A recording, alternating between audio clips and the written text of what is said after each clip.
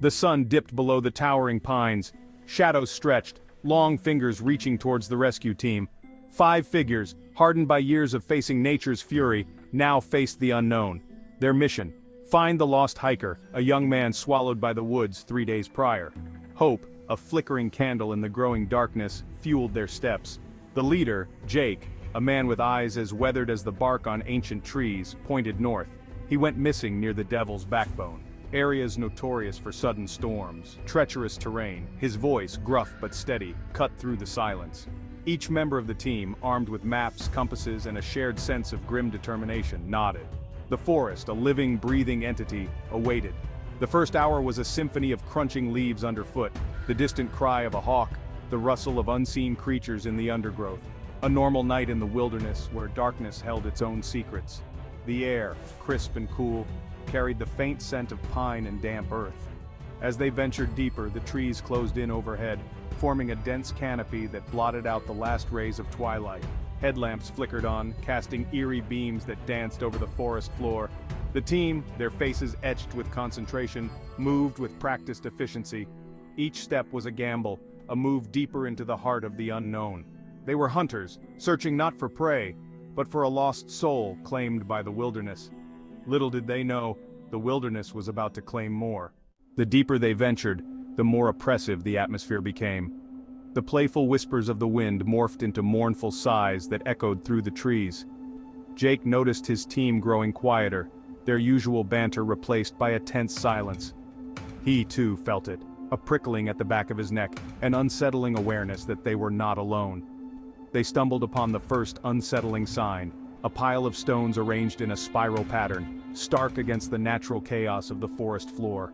It was clearly man-made, but its purpose was unclear, radiating an aura of unease. One of the team members, a young woman named Sarah, shivered. "Think it's some kind of trail marker?" she asked, her voice tight with apprehension. Jake, his weathered face etched with concern, shook his head. "Not like any I've seen before." He examined the stones, a knot of unease twisting in his gut. They were cold, unnaturally so, as if the very life had been drained from them. The forest, once a familiar embrace, now felt like a stranger, its secrets hidden beneath layers of shadow and silence. They pressed on, their pace quickening, driven by a growing sense of urgency.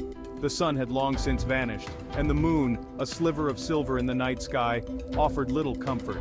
Every snapping twig, every rustle of leaves sent a jolt of adrenaline through their veins. The forest was holding its breath, watching, waiting. Hours crawled by, each one stretching into an eternity. Fatigue gnawed at their bones, but fear kept them moving. The forest had become a labyrinth of shifting shadows and eerie sounds. Whispers seemed to emanate from the trees themselves, rustling leaves carrying fragments of words unintelligible yet undeniably human. The team's unease escalated when they stumbled upon a campsite. A backpack lay open, its contents scattered. A water bottle, a map, a granola bar wrapper. It was the missing hikers. The air hung heavy with the scent of fear, a primal stench that sent shivers down their spines. A sense of dread, palpable and suffocating, descended upon them. "This doesn't feel right," Sarah whispered, her voice barely audible above the sigh of the wind. Her hand trembled as she pointed to a patch of disturbed earth near the campsite. "It's like something was dragged through here." The ground was scarred with deep grooves, as if something heavy, something unnaturally strong, had been pulled through the dirt.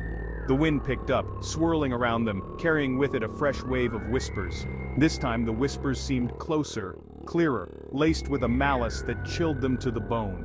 The forest, no longer a passive backdrop, had become an active participant in their nightmare, its presence growing stronger, more menacing with each passing moment.